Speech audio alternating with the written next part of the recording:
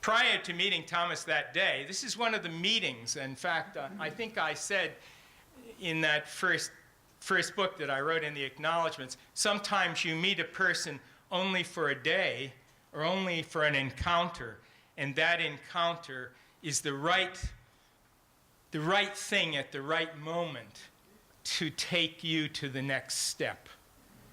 And in acknowledging Thomas, I was saying I want to acknowledge also everyone in my life that has been that and that continues to be that. So that's a legacy in itself, isn't it? I knew him as the character in Brian Swimm's The Universe is a Green Dragon, which, if you don't know it, is a wonderful book. The Universe is a Green Dragon because it is far more than we can imagine. Even, it is unimaginable, the very universe in all of its dynamics. In The Dream of the Universe is a statement. It has been for me something that I come back to, something that, I don't know, I would say, and some people in the South would say, that convicts me because it brings me to myself in a way that I know all that I do is so little.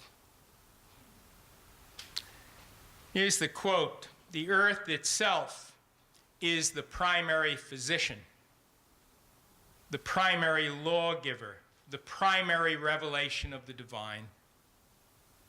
The earth itself is the primary scientist, the primary technologist, the primary commercial venture, the primary artist, the primary educator, the primary agent in whatever activity we find in human affairs."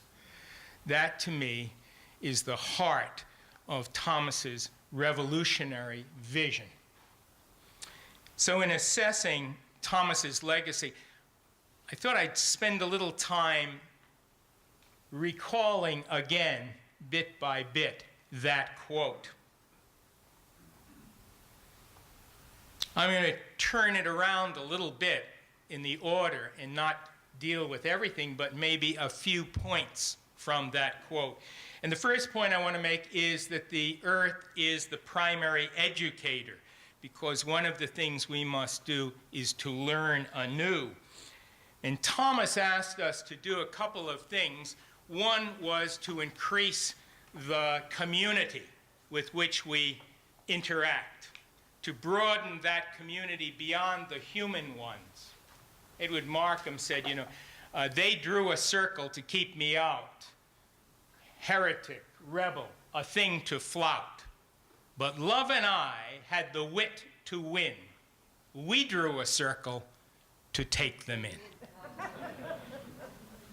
So it's about drawing bigger circles, and Thomas is pushing us to draw bigger circles, especially a circle beyond the human ones, the two-legged ones, the ones that are latecomers to this vast universe like you and like me. To draw the circle so large that it includes all beings, the animals, the vegetables, and the minerals too. And he says not only do we have a very large family, what Gary Snyder calls the great family.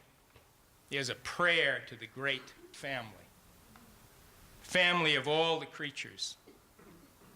All those creatures that Wendell Berry goes down when he despairs of the world to find the peace of wild things. And we do too.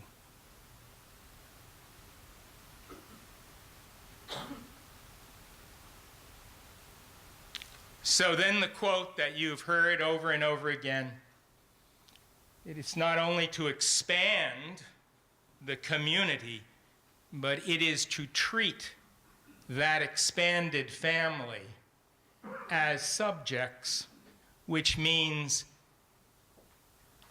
beings that we are called to listen to and learn from. They're not simply interesting creatures. Our task is to kind of like, maybe I have the image at the moment of a child coming down to be on the level of another being. Rumi, the great mystic in the Sufi tradition, says, I am so small, how can this great love be in me?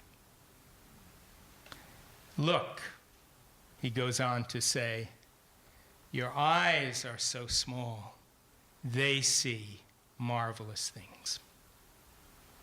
So even so small as we are asked to be learners with all of the creatures, great and small.